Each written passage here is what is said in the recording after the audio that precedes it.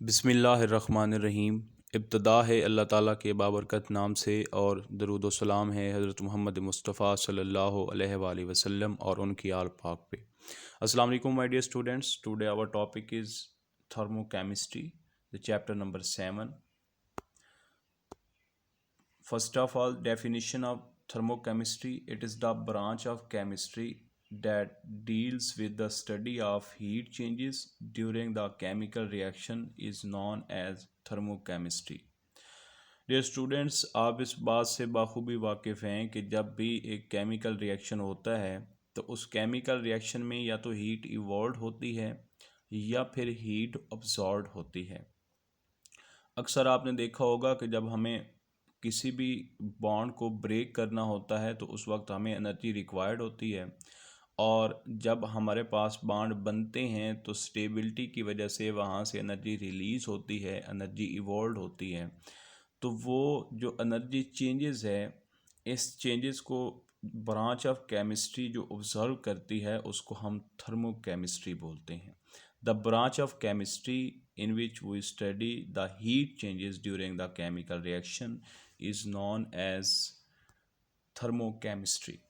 अब थर्मोकेमिस्ट्री के अंदर आप दो तीन अहम डेफिनेशन आपके हवाले करने लगा हूँ। उसमें सबसे पहले है कि या तो केमिकल रिएक्शन के दौरान हीट निकल सकती है या फिर हीट अब्जॉर्ब हो सकती है। तो अगर हीट रिलीज़ होती है, इवॉल्व होती है या निकलती है तो ऐसे रिएक्शन को हम एक्सोथर्मिक रिएक्शन बोलते हैं। Those reaction in which heat is evolve from the system is known as exothermic reaction, and those reaction in which heat is evolve is known as endothermic reaction. कि ऐसे reaction जिसमें heat absorb होती है उसको endothermic reaction बोलते हैं, और ऐसे रिएक्शन जिसमें हीट इवॉल्व होती है, निकलती है, उसको हम एक्सोथर्मिक रिएक्शन बोलते हैं। इसके साथ आप दो डेफिनेशन को और भी देखेंगे, जिसमें जो पहली डेफिनेशन है डैट इज़ द आपके पास स्पॉन्टेनियस रिएक्शन और non spontaneous reaction. Spontaneous reaction कौन से होते हैं? ऐसे रिएक्शन जो खुद ब खुद हो जाते हैं विदाउट एनी एक्सटर्नल असिस्टेंट, बग़ैर किसी बैरूनी मदद के, उसको हम स्पॉन्टेनियस रिएक्शन बोलते हैं।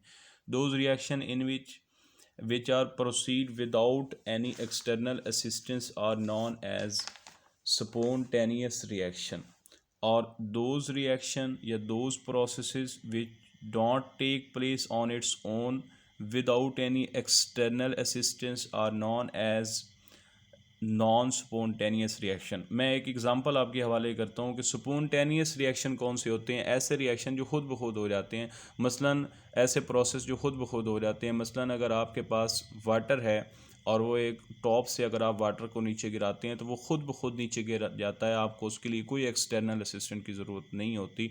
तो वो खुद ब खुद होने वाले प्रोसेस को स्पॉन्टेनियस बोलते हैं। और नॉन स्पॉन्टेनियस कौन से होते हैं?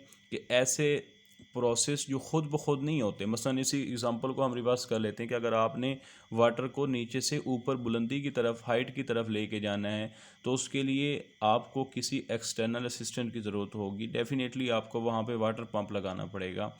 तो ऐसे रिएक्शन जो खुद ब खुद नहीं होते उनको हम नॉन स्पॉन्टेनियस, और जो खुद ब खुद हो जाते हैं उनको हम स्पॉन्टेनियस रिएक्शन बोलते हैं। नेक्स्ट हमारे पास कुछ डेफिनेशंस हैं। उसमें सबसे पहली डेफिनेशन है सिस्टम। दुनिया की हर वो चीज़ जो आपकी स्टडी के अंडर है, जो आपकी अंडर कंसिड्रेशन है, जिस पर आप फोकस कर रहे हैं, जिसको आप स्टडी कर रहे हैं, जिसको आप ऑब्ज़र्व कर रहे हैं, उसको हम सिस्टम बोलते हैं। Anything of this universe which is under the study या which is under the consideration is known as system. इस दुनिया की कोई भी चीज़ जो हमारी स्टडी के अंडर है उसको हम सिस्टम बोलते हैं। फॉर एग्ज़ाम्पल, अगर आप एग्ज़ाम्पल देंगे तो उसमें एग्ज़ाम्पल है water, a cup of water. आप एक चेयर पे बैठे हैं और आपके सामने टेबल है और टेबल के ऊपर एक कप ऑफ वाटर है या कप ऑफ टी है। आप उसको ऑब्ज़र्व कर रहे हैं तो उसका मतलब है कि वो भी आपके लिए सिस्टम है। आप एक बुक के ऊपर डिस्कशन कर रहे हैं तो वो बुक आपके लिए सिस्टम, यानी कि दुनिया जहान की कोई भी चीज़ जिस पर हम रिसर्च कर रहे हैं, जिस पर हम तवज्जो कर रहे हैं, जिस पर हम स्टडी कर रहे हैं, जिस पर हम डिस्कशन कर रहे हैं, उसको हम सिस्टम बोलते हैं। अब अगर यहाँ पे मैं आपको एग्ज़ाम्पल दूँ तो ये जो एग्ज़ाम्पल है इसके अंदर अगर आप ये देखें तो मैंने जिंक को कॉपर सल्फेट के साथ मिलाया है, तो कॉपर जो जिंक है उसने सल्फेट को यहाँ से रिमूव करके अपने साथ मिला लिया है और उसके साथ कॉपर यहाँ से इवॉल्व हो गया।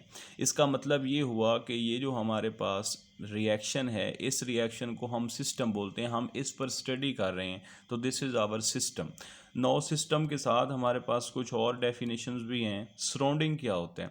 उस सिस्टम के अलावा इस दुनिया में जितनी भी चीज़ें हैं, इस पूरी कायनात में जितनी भी चीज़ें हैं, वो सारी की सारी आपके लिए सराउंडिंग्स हैं। मसलन अगर मैंने आपको बात की है कि आप कप ऑफ टी आपके सामने पड़ा है, तो वो कप ऑफ टी आपके लिए सिस्टम है।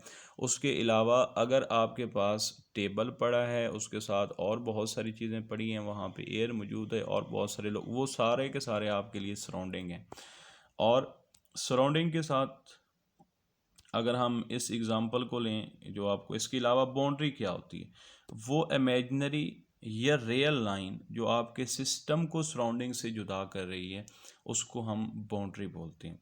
द रियल और imaginary line which separate the system from surrounding is known as boundary. मसलन मैंने अगर आपको यहाँ पे बात की है, तो ये आपके पास सिस्टम है जो केमिकल रिएक्शन हो रहा है, और फ्लास्क, एयर, जो कुछ भी आपका इसके अलावा है, वो सारा का सारा सराउंडिंग है।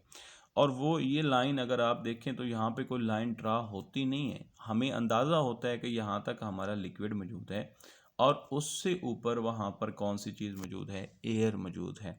तो एयर और जो कुछ भी इसके अलावा हमारे सिस्टम के अलावा है, वो उसकी बाउंड्री है या हद है। मसलन आप एक शॉप पे जाते हैं और वहाँ पे आपको एक खूबसूरत सी वॉच पसंद आ जाती है, तो वो वॉच पर आप कंटिन्यूसली ऑब्ज़र्व कर रहे हैं, आप उस पर कंटिन्यूसली उसको स्टडी कर रहे हैं, कंटिन्यूसली उस पर डिस्कस कर रहे हैं, तो वो आपके लिए सिस्टम है। उस वॉच के अलावा उसमें शॉप्स के अंदर जो चीज़ भी मौजूद है, वो सारी की सारी सराउंडिंग है। और वो बाउंड्री कौन सी है? वो बाउंड्री आपकी पॉकेट मनी है कि जो आपको उस वॉच तक पहुंचने नहीं दे रही है, जो आपको और सिस्टम को और आपके सराउंडिंग को वहाँ से जुदा कर रही है। तो this is the system, surrounding and the boundary. Now next हम देखते हैं, नेक्स्ट है स्टेट। कि किसी भी सिस्टम की जो कंडीशंस होती हैं, उन कंडीशंस को हम स्टेट बोलते हैं। The state of a system is the condition of the system, या आप यूँ भी कह सकते हैं the condition of a system is known as the state. अब स्टेट के बाद एक मिसाल के तौर पर मैं अगर बात करता हूँ कि मेरे पास कोई एक जो है वो सिस्टम है, और उस सिस्टम के अंदर उसका टेम्परेचर पहले T1 था, मैंने क्या किया, उसको हीट किया तो उसका टेम्परेचर मज़ीद जो है वो इंक्रीज़ हो गया, तो वो T2 हो गया। और मैं अगर उसमें से चेंज मालूम करना चाहता हूँ तो वो T1 माइनस T2 हो जाएगा। तो ये आपके पास जो टेम्परेचर की कंडीशंस हैं कि टेम्परेचर की फ़ाइनल कंडीशन ये है, टेम्परेचर की इनिशियल कंडीशन ये हैं। तो स्टेट के बाद है state function, very important definition. The macroscopic property of a system which has some definite value of initial and the final state is known as state function। ये यहाँ पर फाइनल है, इनिशियल एंड फाइनल स्टेट, यानी कि system की वो बहुत बड़ी प्रॉपर्टी जिसकी वजह से, जिसकी कुछ इनिशियल वैल्यू भी होती है और जिसकी कुछ फाइनल वैल्यू भी होती है, उसको हम स्टेट फंक्शन बोलते हैं। अब स्टेट फंक्शन के लिए आपने जो बात, मिसाल के तौर पर मैं यहाँ पर एग्जांपल देता हूँ कि स्टेट फंक्शन के लिए जो अहम बात आपने याद रखनी है कि it is independent of the path followed, कि आप वो चेंज करना चाहते हैं, कंडीशन को तब्दील करना चाहते हैं, और आप डिफरेंट वे से उस कंडीशन को चेंज कर रहे हैं, और उस सिस्टम के ऊपर या उस चेंज के ऊपर कोई फ़र्क नहीं आता, तो हम कहते हैं कि वो स्टेट फंक्शन है। मीन आप ये कह सकते हैं कि state function is independent of the path followed.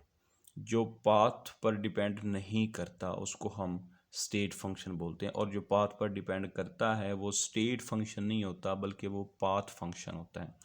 अब नेक्स्ट हम डिफरेंट एग्जांपल देखते हैं। ये प्रेशर है, टेम्परेचर है, वॉल्यूम है, इंटरनल एनर्जी है, एंथैल्पी, ये सारे के सारे स्टेट फंक्शन हैं। और ये आपसे एमसीक्यूज में पूछे जाते हैं कि which one is the state function, तो आपने इस बात को रिमेंबर करना है जी।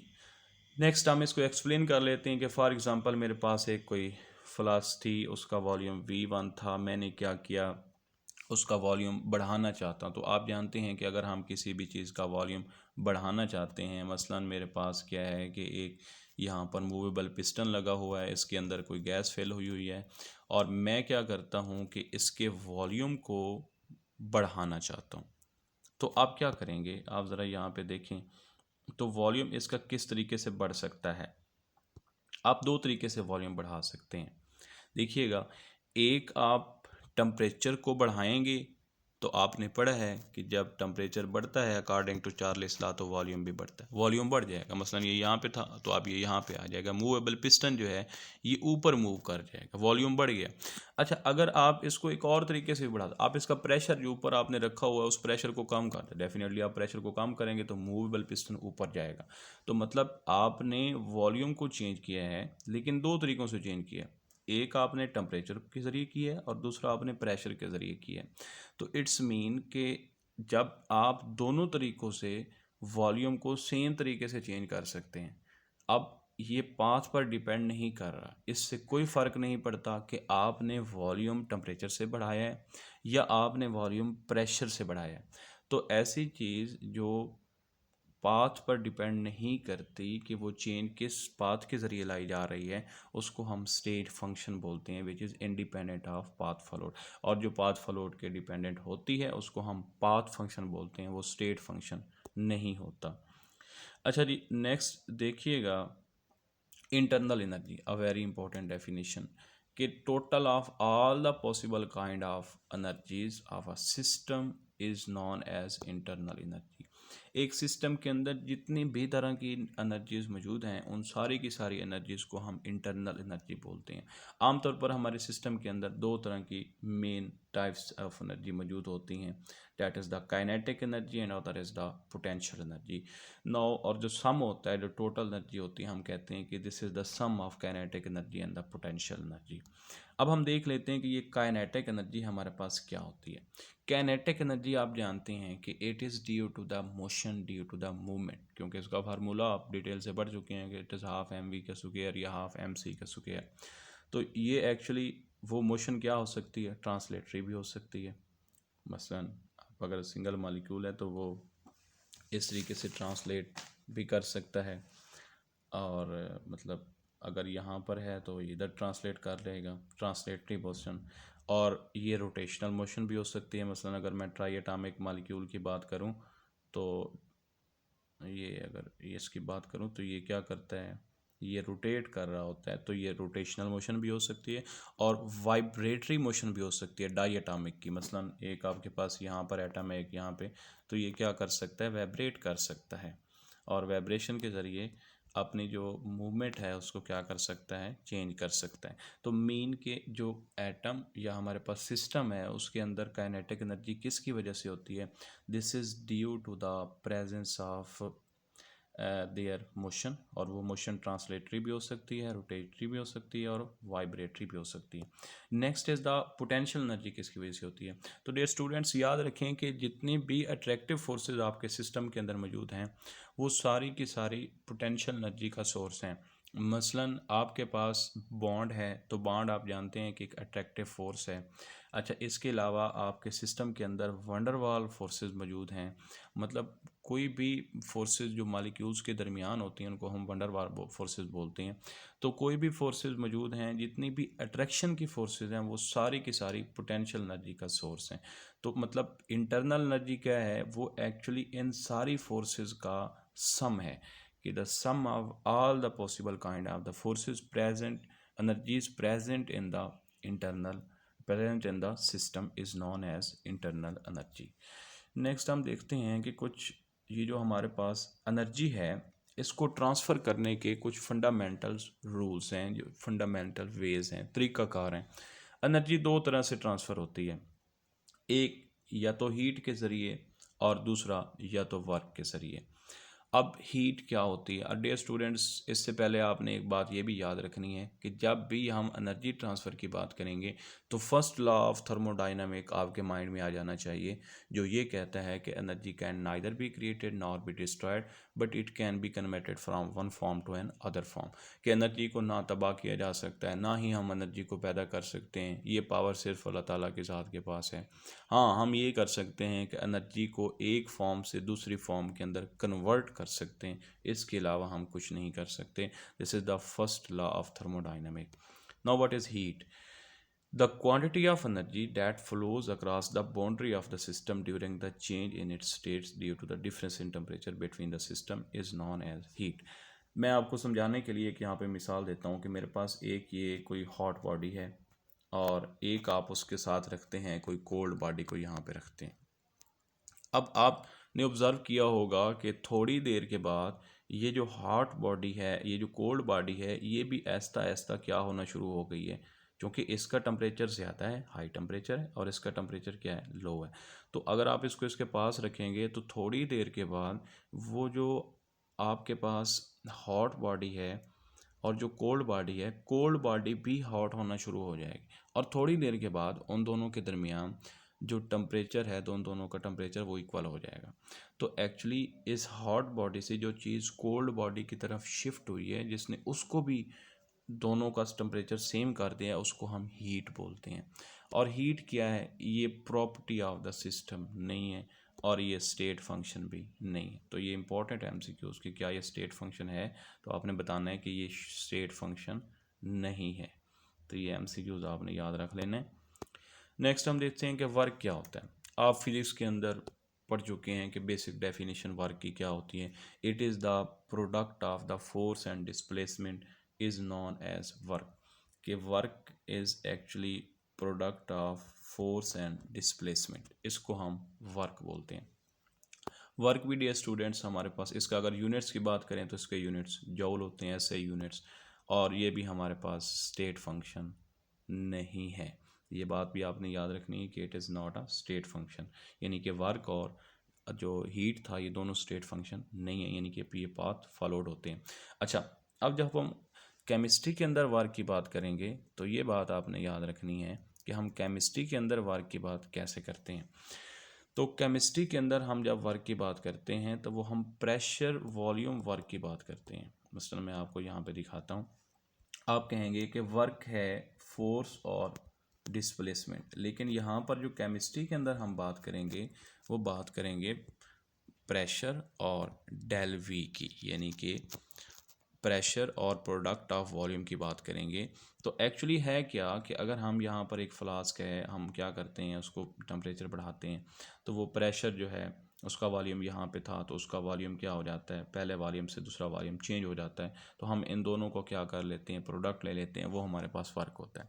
लेकिन यहाँ पर सोचने की बात ये है कि फ़िज़िक्स में वर्क और है और केमिस्ट्री में और है। नहीं, ये और नहीं है, ये तकरीबन सेम है। कैसे, मैं आपको एक्सप्लेन करता हूँ। ये जो प्रेशर है ये एक्चुअली क्या है, मसलन मेरे पास एक ये फ्लास्क है और उसके ऊपर सॉरी एक सिस्टम है और उस सिलेंडर है, उसके ऊपर मूवेबल पिस्टन है जो ऊपर नीचे मूव कर सकता है। तो मैं क्या करता हूँ, मैं उसके ऊपर एक प्रेशर डिवेल्प करता हूँ, प्रेशर लगाता हूँ। तो प्रेशर की वजह से ये जो मूवेबल पिस्टन है ये नीचे आ जाता है। तो अब ज़रा आप गौर करें कि एक्चुअली प्रेशर क्या है, ये एक फोर्स है जो उसको ऊपर से नीचे चेंज कर रही है। तो मीन प्रेशर और जो फोर्स है ये तकरीबन सेम है। अगर प्रेशर की आप डेफिनेशन भी पढ़ते हैं तो आप ये पढ़ते हैं कि it is the force per unit area is known as pressure. और चेंज इन वॉल्यूम डिस्प्लेसमेंट कैसे है कि पहले वॉल्यूम इतना था, थोड़ी देर के बाद वॉल्यूम इतना आ गया, इसका मतलब है इसके अंदर जो चेंज आई है इसका फासला चेंज हो गया है। तो this is also a kind of displacement. तो मीन जो केमिस्ट्री के अंदर हम वर्क की बात करेंगे वो प्रेशर वॉल्यूम वर्क होगा, फोर्स डिस्प्लेसमेंट वाला वर्क नहीं होगा। और बड़ी इंपॉर्टेंट बात कि यहाँ पे आपने देखना है साइन कन्वेंशन। पहले हम हीट के बारे में देख लेते हैं। हीट को क्यू से डिनोट किया जाता है, और अगर किसी सिस्टम से हीट अब्जॉर्ब हो रही है तो आपके पास जो साइन कन्वेंशन है वो पॉजिटिव आएगा।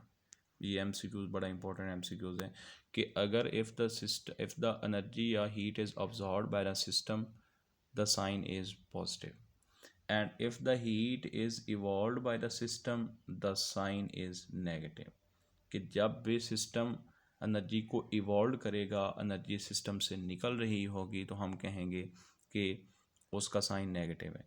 और जब एनर्जी सिस्टम से क्या हो रही होगी, अब्जॉर्ब सिस्टम एनर्जी को अब्जॉर्ब कर रहा होगा, तो साइन पॉजिटिव होगा। अब बिल्कुल इसी तरीके से अगर आपके पास work done by the system होगा, यानी कि अगर सिस्टम वर्क कर रहा है तो उस वक्त वो जो साइन है वो नेगेटिव हो जाएगा।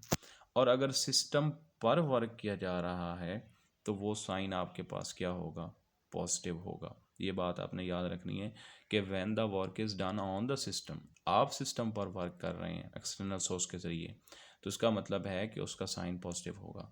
और जब work is done by the system, system खुद वर्क कर रहा है, अपनी ही इंटरनल एनर्जी को यूज़ करके वर्क कर रहा है, तो इसका मतलब ये है कि दो साइन विल बी नेगेटिव। तो ये इंपॉर्टेंट MCQs हैं, ये अक्सर आपसे पूछ लिए जाते हैं। तो this is all about the sum basic definition of chapter number 7। अल्लाह ताला आपका हामी व नासिर हो। अल्लाह हाफिज़।